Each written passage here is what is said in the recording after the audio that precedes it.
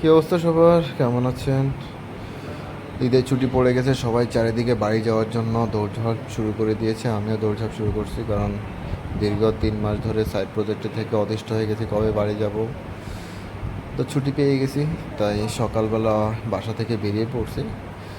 আর সকালবেলা বৃষ্টিও প্রচুর ছিল, তো বাসা থেকে বেরিয়েছি একটু লেট করেই, 10:30টার দিকে। ভাবলাম যে হয়তো রাস্তা ফাঁকা আছে, ধামধাম চলে যাব, কিন্তু বেরিয়ে দেখি যে কোনো গাড়ি ঘোড়া কিছুই নেই, সব ফাঁকা।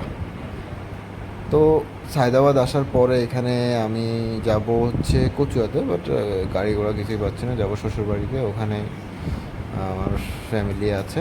তো এই যে 50 টাকাটা দেখলেন, এটা রাস্তায় হাঁটার সময় এখানে পেয়েছি। আর সাথে আমার সাথে যারা আছে ভাই ব্রাদার, ওদের সাথে পরিচয় হয়েছে এইখানে। আর পাশে হচ্ছে গরুর হাট, যেহেতু কোরবানির ঈদ, চারিদিকে গরু কেনাকাটা চলছে।